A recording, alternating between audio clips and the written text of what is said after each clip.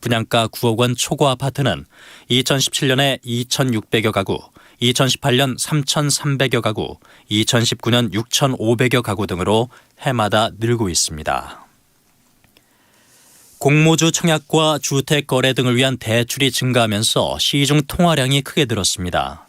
한국은행이 오늘 공개한 통화 및 유동성 통계를 보면 8월 광의 통화량은 3,494조 4천억 원으로 전달보다 50조 5천억 원이 늘었습니다. 1년 전 같은 달과 비교하면 12.5%가 증가해 2008년 12월 이후 최고 상승폭을 기록했습니다. 내일은 전국에 가끔 구름이 많이 끼겠습니다. 내일 아침 기온은 전국이 12도에서 20도, 낮 기온은 서울이 23도 등 전국이 22도에서 27도로 오늘과 비슷하겠습니다. 지금까지 아나운서 박노원이었습니다. KBS 1라디오 4시 경제뉴스를 마칩니다. KBS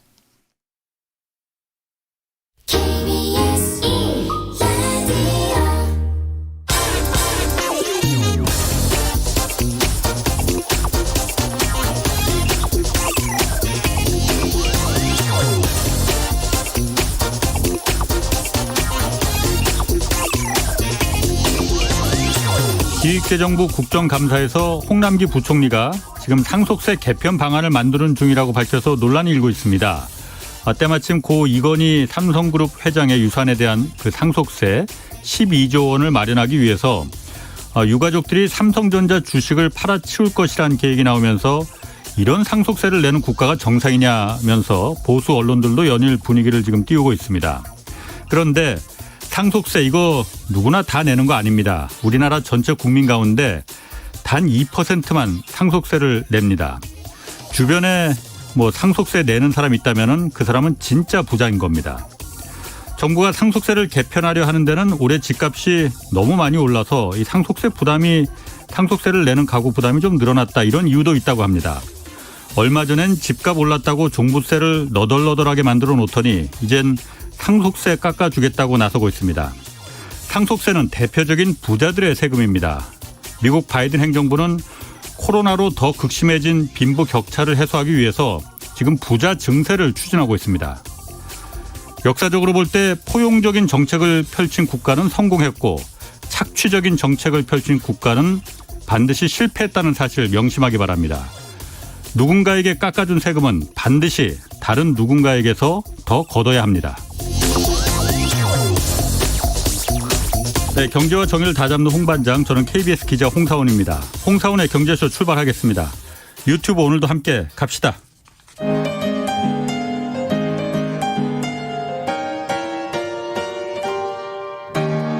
대한민국 최고의 경제 전문가와 함께합니다. 믿을 만한 정보만 쉽고 정확하게 전해드립니다. 홍사원의 경제쇼. 네, 중국과 유럽에서 시작된 에너지 부족 사태가 지금 확산되고 있습니다. 에너지난이 이거 경제 위기로 번질 수도 있다는 그런 우려도 지금 나오고 있는데요. 이 내용 오늘 좀 자세히 알아보겠습니다.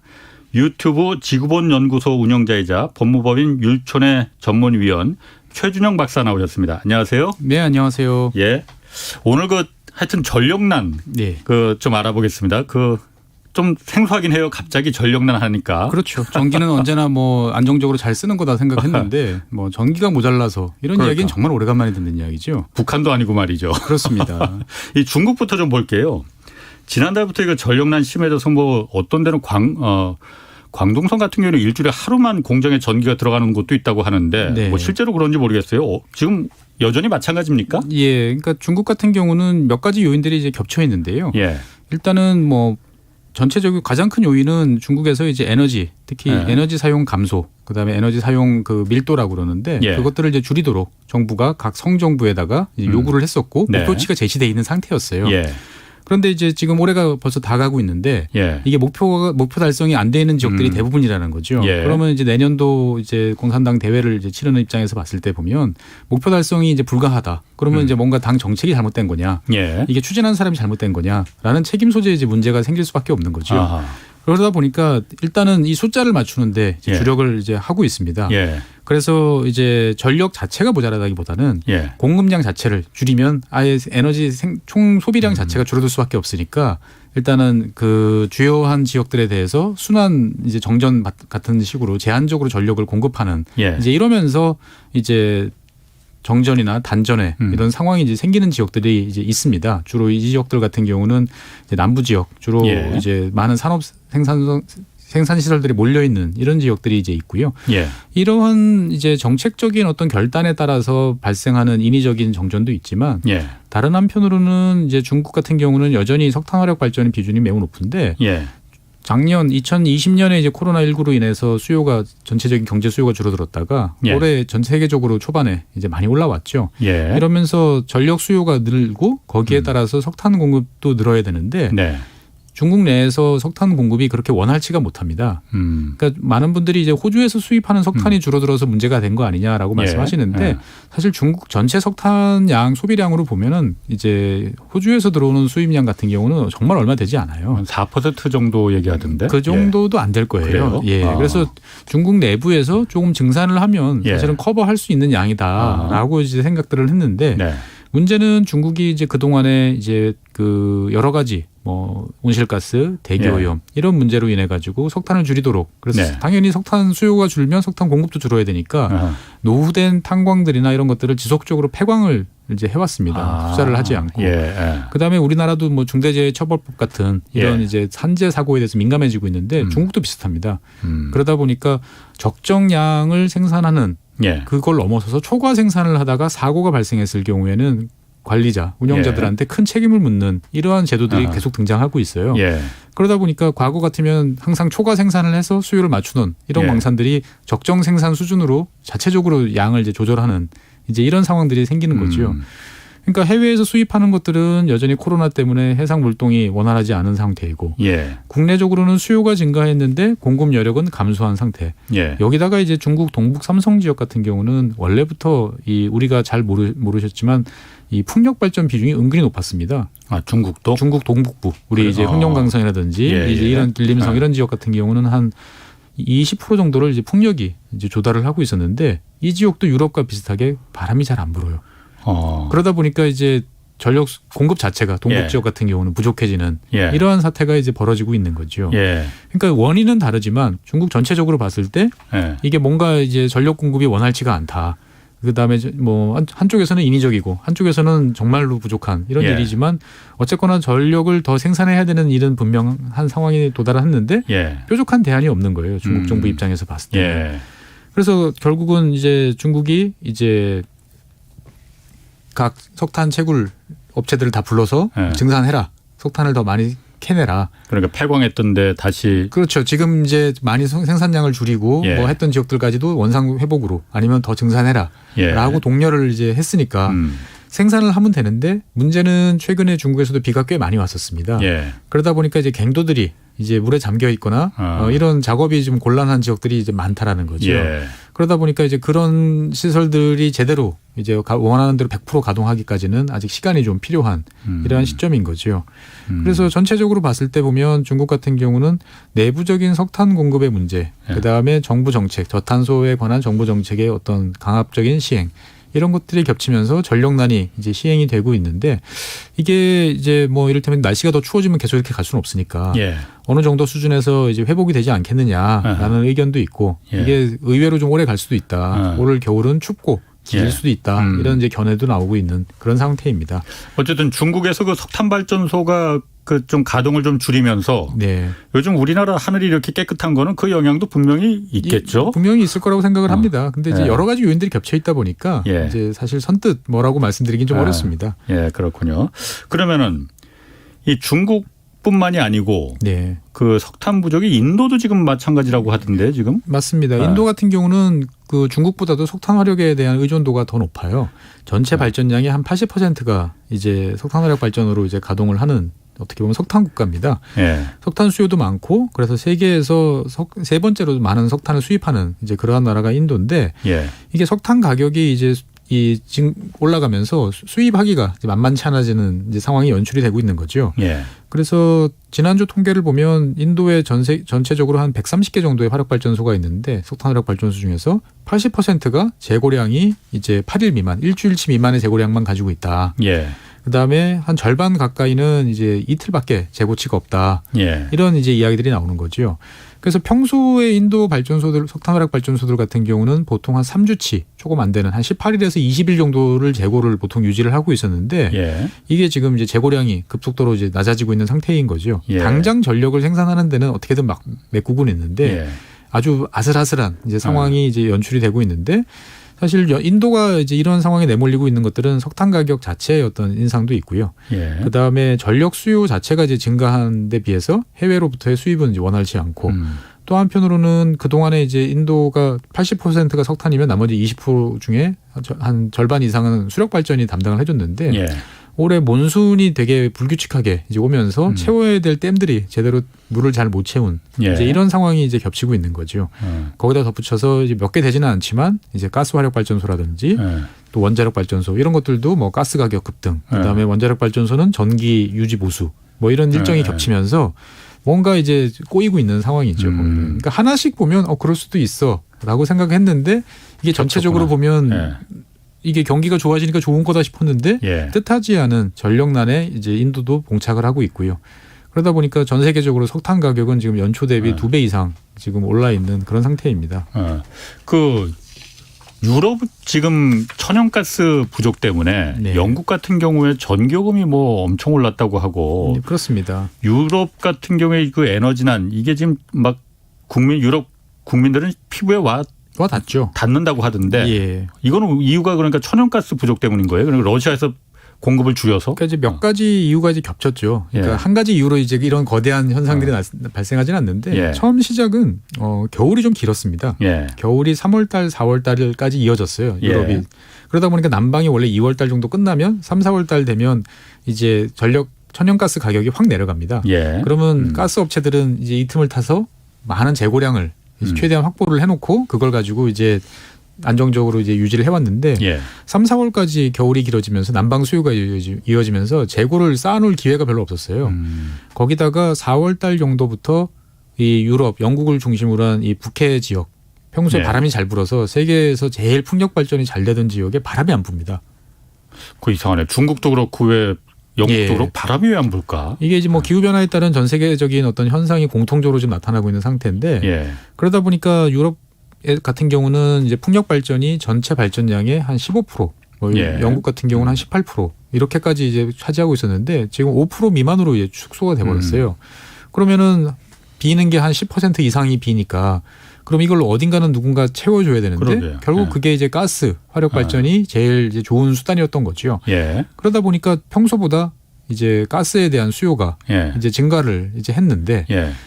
이 가스 수요가 증가를 하면 생각해보면 유럽 자체적으로 봤을 때는 영국이나 노르웨이, 북해에서 나오는 가스전, 예. 그다음에 네덜란드도 이제 꽤 많은 가스를 생산을 이제 하고 있었으니까 예. 평소 같은 문제가 아니었어요. 근데 최근 몇 년 사이에 이런 평소에 가스를 공급해주던 EU 안쪽에 있는 나라들의 생산량이 많이 줄어들었습니다. 예. 매장량이 이제 많이 감소한 상태죠. 예. 그러다 보니까 이제 그 러시아라든지 이런 예. 지역 외부로부터의 의존도가 높아져 있는 상태였는데 예.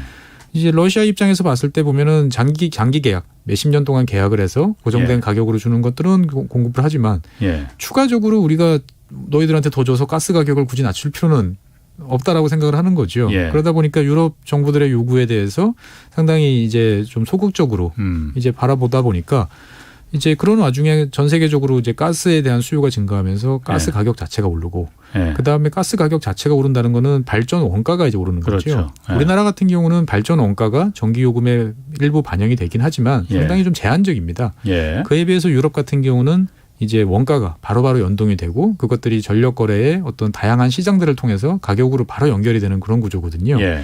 그래서 이 도매 가격 기준입니다. 소매 가격은 여러 가지로 이제 제한 뭐 상한선이라든지 변동 폭이 있으니까 어느 오르는 게 이제 그만큼이 그대로 소매 가격으로 오르지는 않지만 이 도매 가격 기준으로 봤을 때 보면 연초 대비 최대 4배까지 이제 전력 요금이 이제 오르기도 하고요. 전기요금이 4배. 네. 그러니까 물론 이제 제일 올랐을 때 기준이니까 물론 그거보다는 그렇다 하더라도. 예, 그렇다 예. 하더라도 2배 이상으로 지금 계속 유지가 되고 있는 예. 거고 이게 내년도 전력에 대해서 미리 이제 계약을 했는 선물 계약 같은 경우도 보면 독일이나 프랑스 지역 같은 경우도 올 연초 대비해서는 2배 이상 예. 이제 오른 상태예요. 그러다 보니까 결국은 이게 소비자한테 어떤 식으로든지 예. 전가가 될 수밖에 없는 이제 이런 상태고요.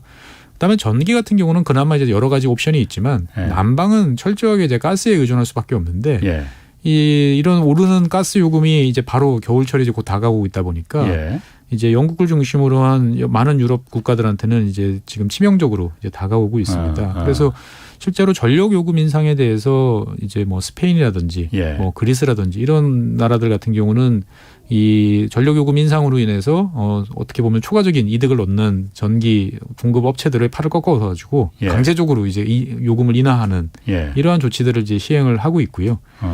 그다음에 영국 같은 경우는 지금 이제 난방 요금 상한선이 예. 정해져 있는데 예. 이것들을 이제 지금 상당히 좀 인상을 해놓은 상태입니다. 그러다 보니까 이게 지금 잘못하면은 내년 초 이제 1, 2월 같은 경우에 보면은 이제 가정용 뭐 난방 요금 상한선이 65만 원까지 가구당 예. 이렇게 올라갈 수도 있는 이제 이런 상황들이 이제 보이고 있는 거죠. 그 우리나라 같은 경우에는 전기요금이 어쨌든 공공요금이잖아요. 한전이 공공 성격을 갖고 있으니까 그래서 요금을 함부로 올리지 못하잖아요. 그런데 유럽 같은 경우는 그 전기 같은 게 공공요금이 아니에요? 유럽은 철저하게 수요와 공급에 맞춰 가지고 예. 전력 시장에서 이제 결정되는 이제 이러한 체제인 거죠. 그럼 다 민영화돼 있는 겁니까? 그럼 기본적으로 민영이라고 보시면 됩니다. 그러니까 뭐 발전, 송배전 이런 예. 것들이 대부분 이제 많은 업체들로 이제 분산되어 있는 상태고, 예. 그래서 유럽 전체에서 이제 이러한 전력 거래 시장들이 상당히 다양하게 있어요. 뭐 예. 내일 전력 공급, 그다음에 예. 1년 후 공급, 그다음에 실시간 공급 여러 가지 다양한 시장들이 존재를 하고 거기서 제일 적당한 전기를 사서 이제 서로가 공급하고 비용을 지불하는 예. 이러한 체제인 거죠. 예. 그러니까 이제 좋게 말씀드리면 좋은 면으로 말하면 원가가 오르면 당연히 전력요금이 오르니까 수요가 예. 줄어들겠죠.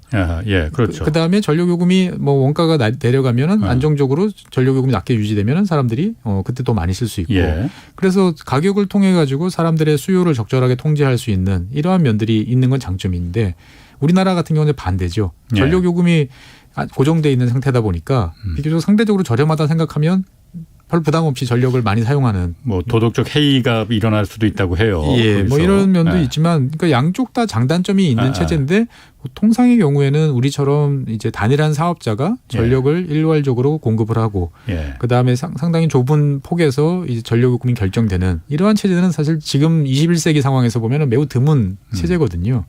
근데 지금 그 천연가스 가격이 이렇게 올라가니까는 그럼 유럽처럼 그렇게 다 민영화한 게 맞느냐 이런 부분도 좀 의문이 좀 드네요. 그러니까 이제 여러 가지 면들이 있죠. 왜 민영화를 했느냐라고 생각을 해보면 유럽 같은 경우도 각 국가별로 이제 예전에 독점적인 사업자들이 있었는데 독점에 따른 폐해. 그다음에 A라는 국가, B라는 국가가 비교를 해보면 B라는 국가가 훨씬 더 저렴하게 전력을 만들 수 있는데 우리는 A라는 업체밖에 없으니까 이걸 계속 쓰면서 소비자가 더 불필요하게 많은 비용을 지불한다라고 하면 서로 시장을 개방해서 경쟁을 시켜서 가격을 낮추는 게 당연히 합리적이라고 이제 볼 수밖에 없는 거죠. 경쟁을 통해서 그러니까 소비자들 가격을 낮추는 그 그렇습니다. 목적이 네, 그 목적이 있었죠. 그래서 이제 공기업 개혁도 되고 자연스럽게 어떻게 보면 경쟁을 통한 이제 여러 가지 최적 효율을 이제 그렇군요. 도모해서 그 동안에 이런 성과를 통해서 유럽이 상당 부분 많은 성과를 냈는데. 올해 예상치 못한 지금 이런 일로 인해 가지고 어려움을 겪고 있는 거죠. 그럼 또 한 가지 제가 좀 궁금한 거 있거든요. 그 천연가스가 그러면은 가격이 굉장히 올랐다는 거 아니에요? 지금 러시아도 그렇고 다른 공급선들이. 우리나라도 그러니까 천연가스 발전소도 있고 난방도 있고 도시가스도 있고 다 그 수입하는 거잖아요. 네네. 우리나라도 그럼 천연가스 가격이 굉장히 올랐겠네요, 그러면은. 우리나라 같은 경우 이게 국가별로 좀 다른데요. 주로 이제 천연가스는 두 가지로 공급이 됩니다. 일단 파이프라인을 통해서 육지로 연결된 나라들은 파이프라인을 통해서 공급받는 게 있고요. 그다음에 우리나라와 일본처럼 거의 섬이죠. 그러면 이런 경우에는 천연가스를 액화시켜서 LNG로 갖고 오는 이 두 가지 시장이 있습니다. 배로. 두 가지 시장이 있는데 유럽 같은 경우는 기본적으로 이제 파이프라인 이제 시장이에요. 우리나라 같은 경우는 LNG 이제 시장이고 약간 두 개가 이제 성격이 좀 다르긴 하는데 우리나라 같은 경우는 카타르를 비롯한 중동 지역, 그다음에 미국 이런 나라에서 이제 많이들 들어옵니다. 참고로 우리나라 그 가스공사 같은 경우는 전 세계 LNG 그 구매자 바이어 중에서 가장 큰 손이에요. 우리나라 가스공사가. 그래요? 그래서 우리는 계약을 할 때 전체 물량의 지금 정확한 숫자는 제가 기억이 안 나는데 한 70% 정도는 30년, 40년 단위의 장기 계약으로 갖고 옵니다. 가격이 일정 수준에 묶여 있고 대신 안정적으로 물량을 갖고 올 수 있는. 가격을 그러니까 일정 수준으로 딱 우리가 30년 동안 쓸 테니까 이 가격에 공급해줘. 그렇습니다. 가격이 물론 그 사이에서도 약간의 변동은 있을 수 있지만 계약 조건상에 이제 안정적으로 받을 수 있는 거죠. 그런데 이제 이렇게 장기 계약을 하면 단점이 뭐냐면 최근에 2018년, 19년, 20년까지 가스 가격이 매우 낮았어요. 그러면은 우리는 쓸데없이 비싼 돈을 주고 사오는 겁니다. 근데 이제 가격이 오를 경우에는 한숨 돌릴 수 있는 이제 이러한 장점이 있는 거죠.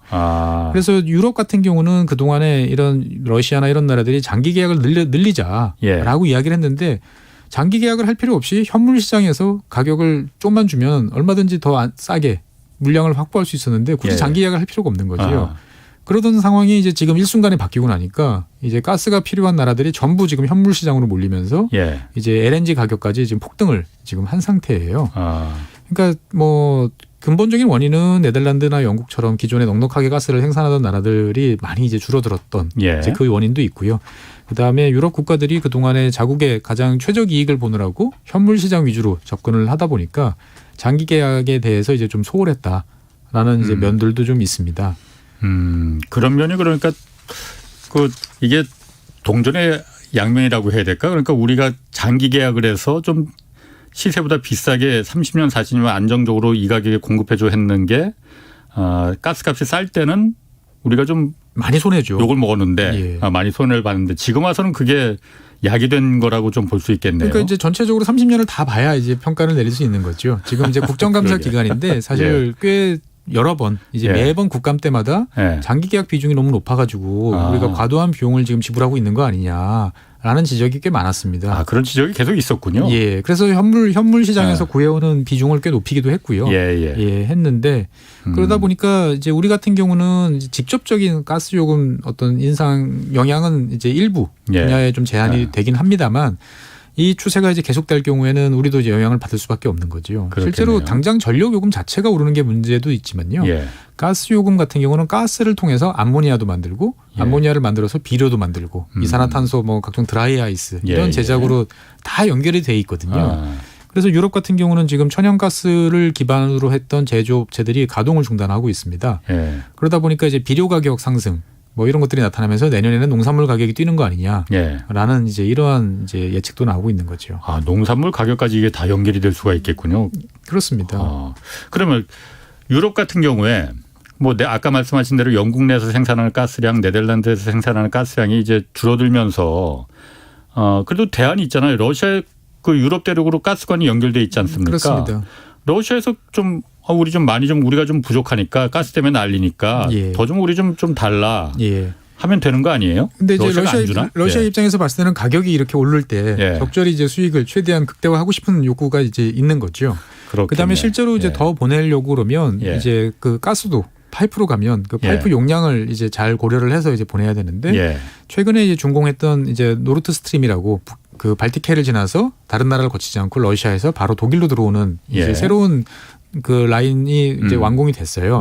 근데 이제 이것이 그냥 완공이 됐다고 바로 가스를 공급할 수 있는 게 아니고 여러 가지 복잡한 인증 절차를 거쳐야 되는데 러시아 입장에서 봤을 때는 이 노르트 스트림 2를 빨리 인증을 해주면 너희들 지금 겨울철 왔는데 우리가 공급해줄 여력이 된다 이거는. 근데 기존 망으로 우크라이나를 통해서 들어오는 양에 대해서는 우리가 별로 늘려주고 싶지 않다. 우리가 굳이 우크라이나에 수수료 수입을 안겨주면서 우리 가스 비용을 낮추는 이런 이제 호구짓은 별로 하고 싶지 않다. 이런 생각을 하는 거죠.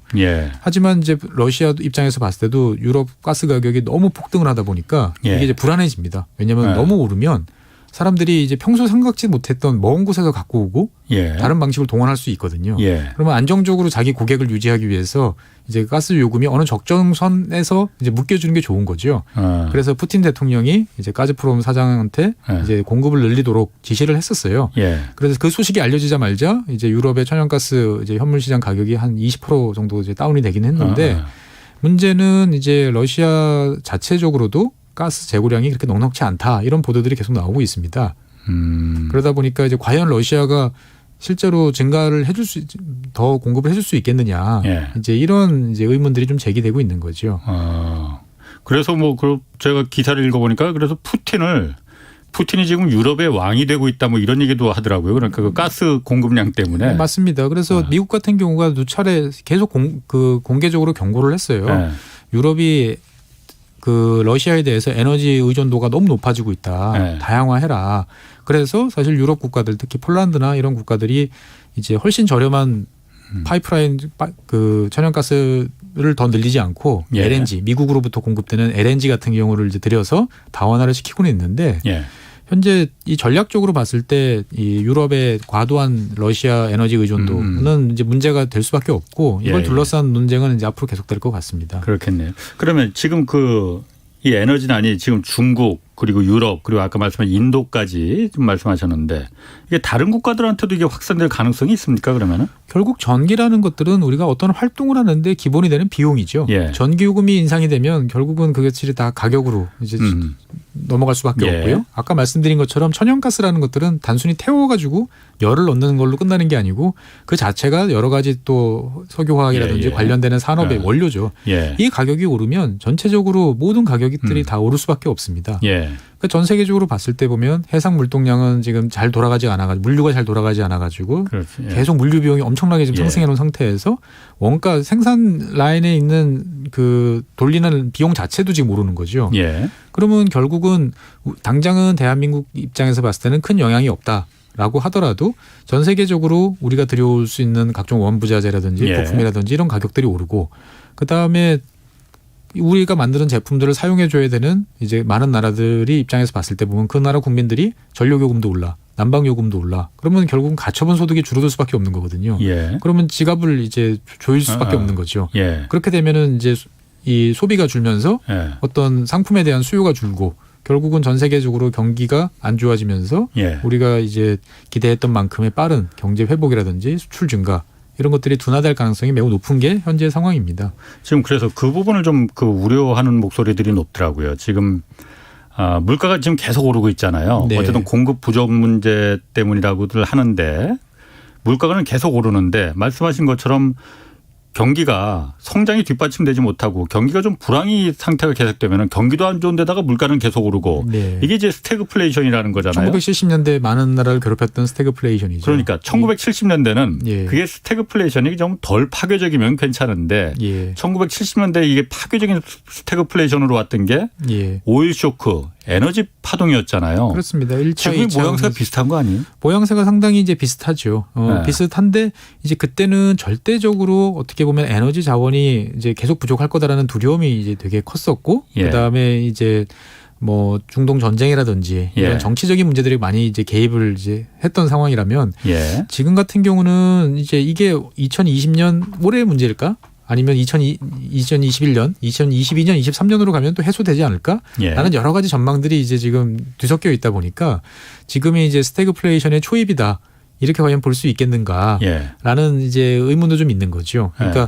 코로나19로 인해서 그동안 눌려왔던 수요가 폭발하면서 어떻게 보면은 잠시 이 수요가 이 공급 능력을 초과하면서 나타나는 문제인데 이것이 가격이 작동을 하면서 이제 점차 적절한 수준으로 이제 안정세를 찾아갈 것이다. 예. 라고 이제 생각하는 이제 의견도 있고요. 말씀하신 대로 이게 지금 생각해 보면은 우리가 그 동안에 이제 기존의 어떤 체제에서 벗어나서 저탄소, 녹색 성장, 뭐 예. 이런 넷제로 이런 식으로 가게 되면서 예. 그 동안에 없던 새로운 분야에 대한 수요가 단기적으로 지금 급증을 하고 있는데 그거를 공급해줄 여력은 지금 없는 상태다 보니까 이런 추세는 장기적으로 계속 갈 수밖에 없다.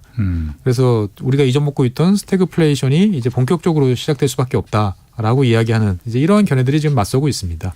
그럼 에너지난이 지금 상당 기간 계속 갈 수도 있다는 얘기예요, 그러면은?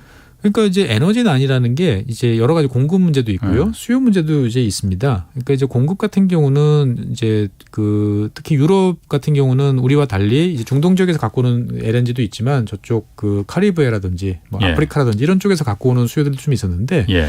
이곳이 이제 코로나19로 인해 가지고 큰 타격을 입었어요.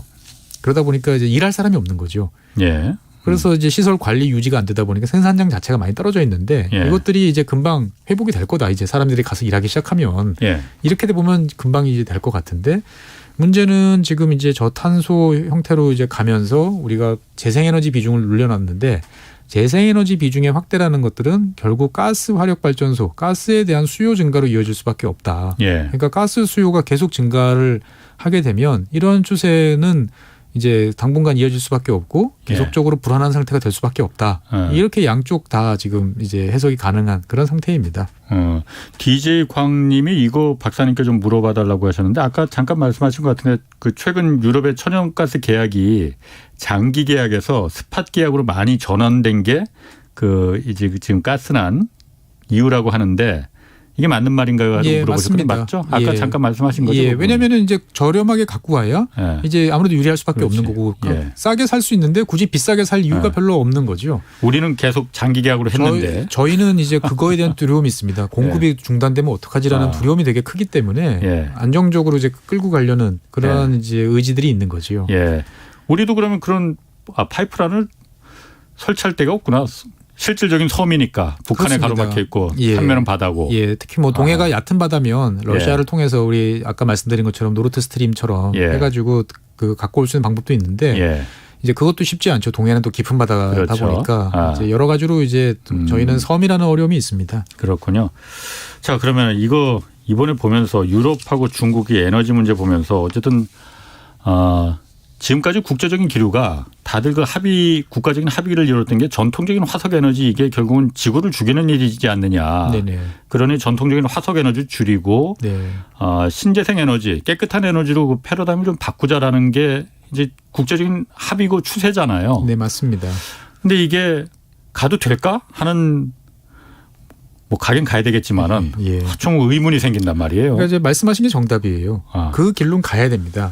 우리가 인류가 이제 같이 살기 위해서는 가야 되는데 문제는 얼마나 빠른 속도로 그다음에 어떤 방법으로 갈지에 대해서 유럽이 제일 먼저 앞서갔고 그래서 다른 나라들도 다 그 길을 따라가면 된다라고 생각을 했는데 제일 앞서가던 유럽이 지금 여러 가지로 좀 어려움을 겪다 보니까 다들 지금 이제 움찔하면서 이제 여러 가지를 지켜보고 있는 거죠.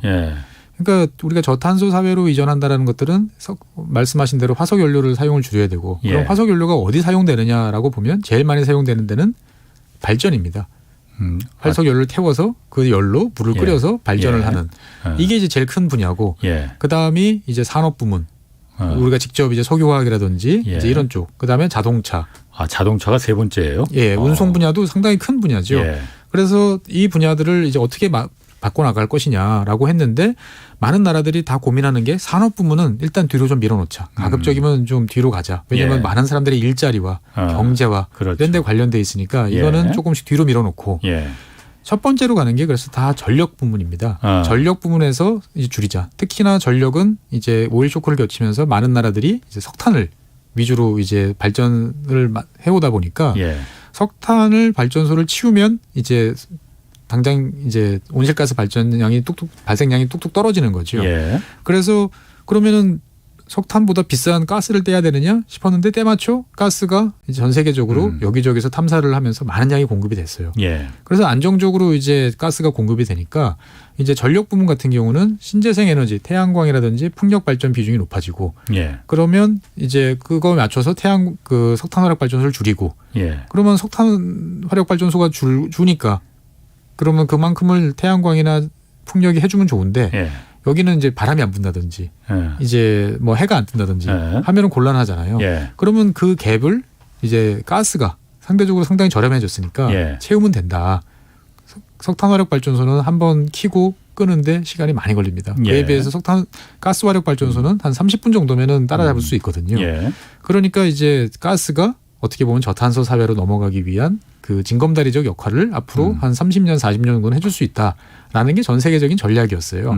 왜냐하면 그 전제는 뭐냐면 신재생 에너지, 풍력이나 태양광의 발전 비용은 계속 낮아지고 그다음에 가스 가격도 안정적으로 유지될 것이다. 라는 전제로 이제 갔었는데 그 전제가 지금 이제 흔들리고 있는 거죠.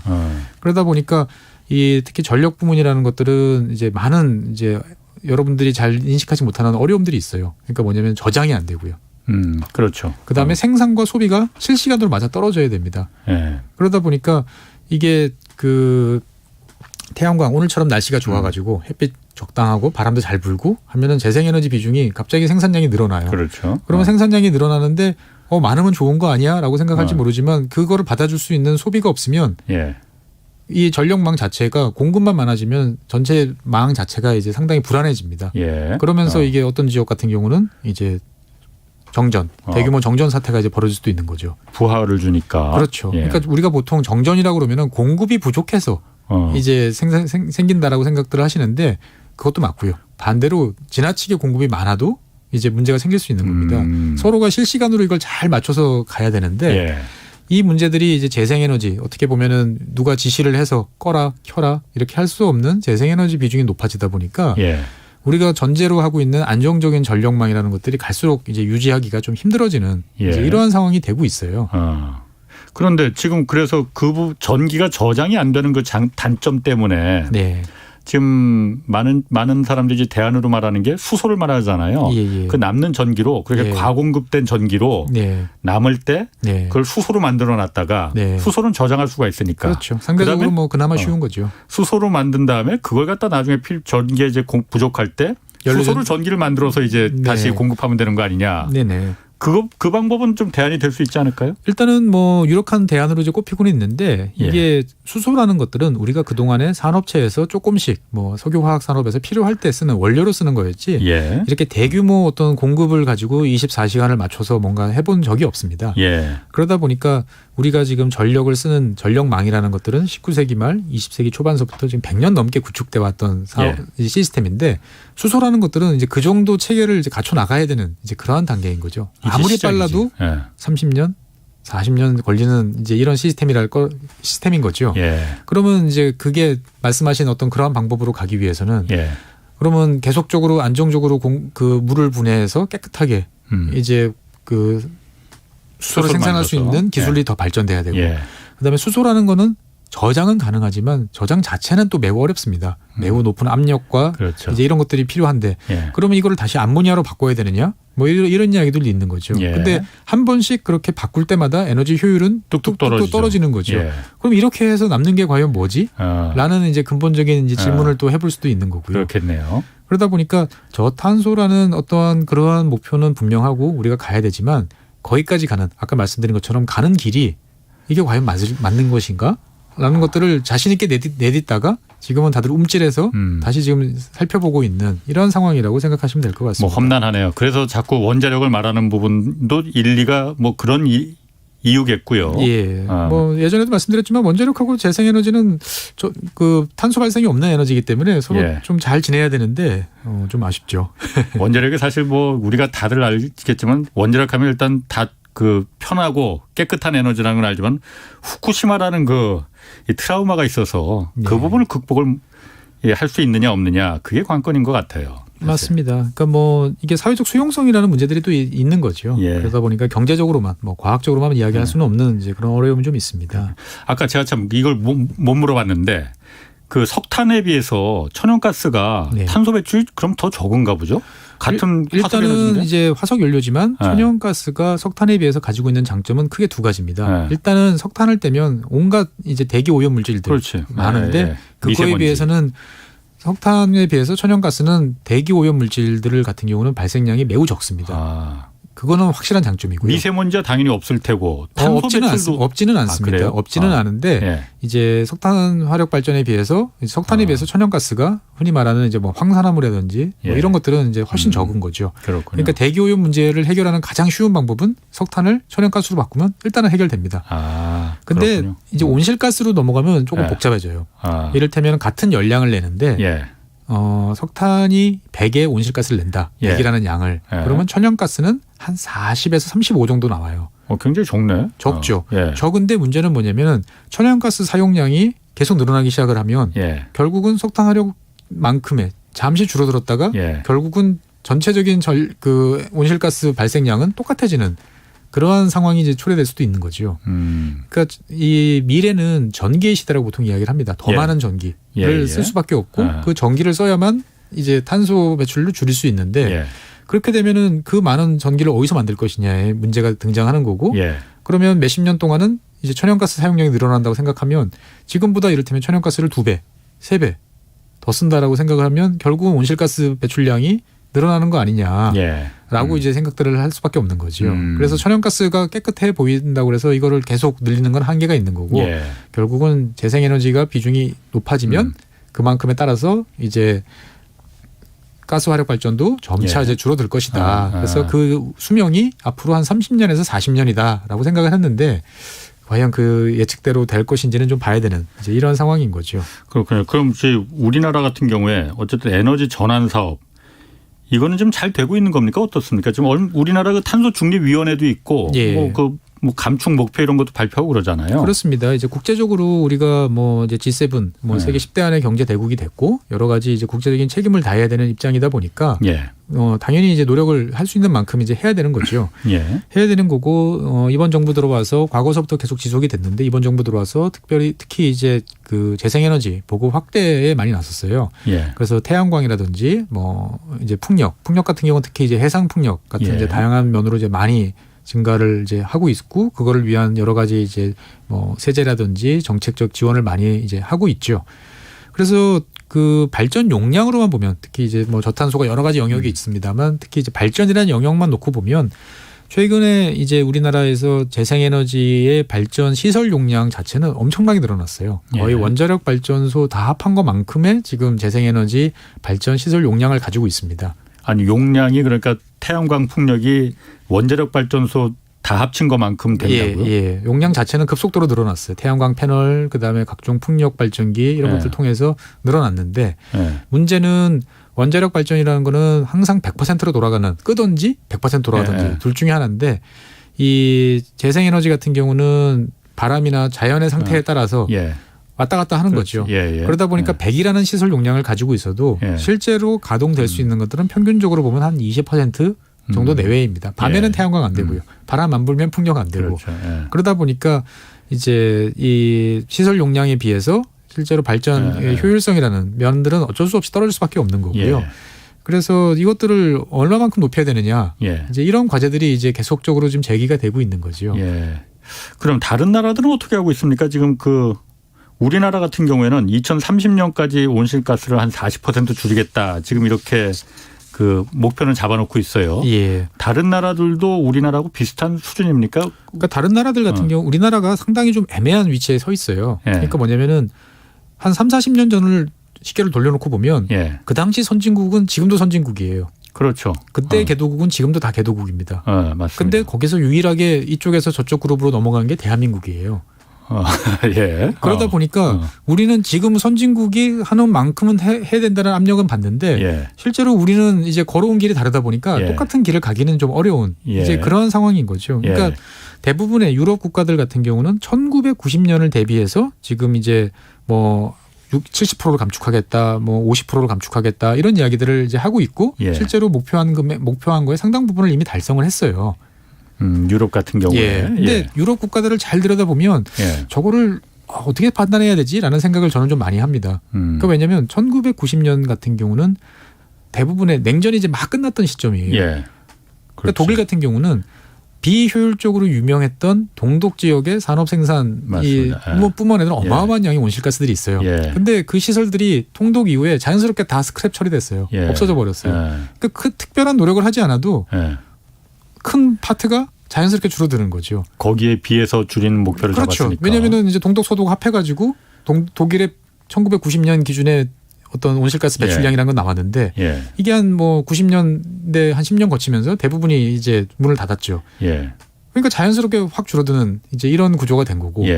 영국 같은 경우도 이제 80년대 이제 대처 수상이 탄광 노조랑 극렬하게 투쟁을 벌이면서 이제 탄광에서 석유 가스로 이제 전환을 시켰죠. 그게 실제적으로 효력을 발휘하기 시작한 게 이제 90년대쯤 되는 거죠.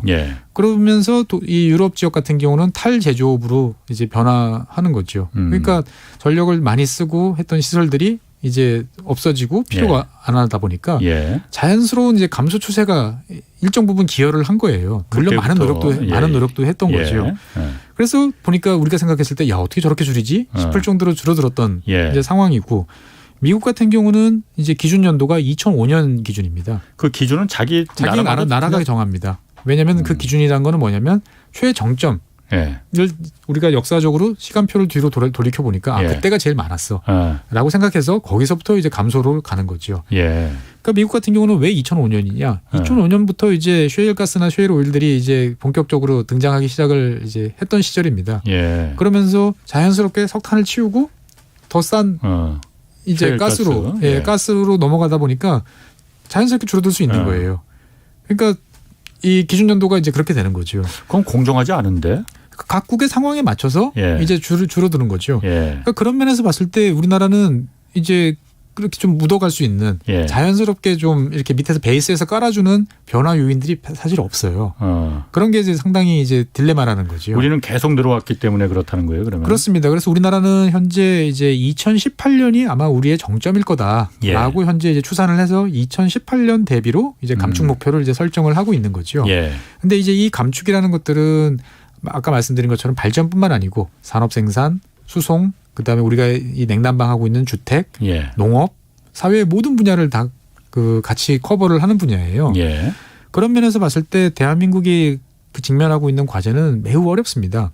왜냐하면 이 뭐 이탈리아라든지 독일, 뭐 프랑스 이런 데 같은 경우는 현재 대규모 제철소가 있나요? 라고 보면 뭐 있지? 라고 생각이 들어요. 프랑스에 좀 있는 것 같고. 그러니까 과거에 있었지만 그동안에 이제 아시아 국가들 뭐 그렇죠. 우리나라의 포스코라든지 그다음에 중국이라든지 이렇게 새롭게 등장하는 나라와의 원가 경쟁에서 밀리니까 많이 문을 닫았어요. 문을 닫았는데 우리는 계속 효율을 높여가면서 이제 경쟁력을 유지를 해오고 있는 거죠. 그 말은 뒤집어 보면 우리가 그동안에 되게 노력을 많이 해서 경쟁력을 갖췄다라는 거 말하지만 뒤집어 보면 줄일 여력이 없다라는 거예요. 그러니까 우리나라 산업 생산 시설 설비에 이제 대형 이제 기여를 하는 업체들을 가서 보면 에너지 설비 효율이 매우 좋아요. 더 줄일 수 있을까 싶을 수준입니다. 지난 뭐 2000년, 90년대, 2000년 특히 2000년대 들어오면서부터 나름대로 기업들과 국가가 많은 노력을 해서 더 고효율 설비를 갖추고 더 효과적으로 생산할 수 있도록 노력을 많이 기울여 왔거든요. 근데 그게 2018년이에요. 그럼 거기서부터 줄여야 된다고 생각을 하면 이게 이제 줄일 여력이 우리는 별로 없는 거죠. 여러분 이를테면 19세기 만들었던 제철소, 20세기 초반에 만들었던 제철소를 그냥 문을 닫으면 되는 거예요. 물론 이제 거기에 따른 문제들이 있지만 우리는 이제 그럴 수가 없는 이제 상황에서 이제 줄여야 되다 보니까 산업 부문에서 줄일 여력이 이제 별로 많지 않은 거고, 그 다음에 발전 같은 경우도 이제 유럽 같은 경우는 이제 유럽이 전체적으로 하나로 묶여 있다 보니까 이제 어느 정도는 짐을 나눠 짊어질 수 있는 거죠. 그러니까 이를테면 뭐 독일 같은 경우는 풍력 발전이 어느 날 갑자기 안 될 수도 있잖아요. 그러면 풍력 발전 비중이 20이다라고 그러면은 그 20만큼을 커버할 수 있는 발전기를 항상 유지를 하고 있어야 돼요. 1년 내내 놀 수도 있어요. 그 발전기는. 풍력이 계속 잘 돌려요. 하지만 갖고 있어야 되죠. 근데 독일은 주변에 이제 프랑스, 뭐 체코, 뭐 북쪽으로 가면 노르웨이 다 이제 있다 보니까 자기들이 그 20 중에서 한 7이나 8만 가지고 있으면 돼요.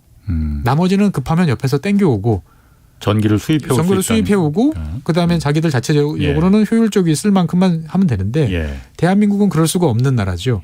그러다 보니까 재생에너지가 늘어나면 늘어나는 만큼을 그대로 이제 예비력을 가지고 있어야 되는 이러한 이제 딜레마가 있는 나라라는 거죠. 그러니까 발전 부문도 쉽지 않아.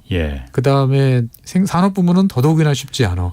그러면 결국 우리가 줄여야 될 것들은 이제 수송, 그다음에 건축물, 농업 이런 파트에서 이제 노력들을 많이 해줘야 되는 이제 이런 상황인 거죠. 그래서 뭐 저 개인적으로는 우리는 건축물에 대해서 많은 이제 잠재성이 있고 더 줄이려고 노력해야 된다라고 저는 이야기를 합니다.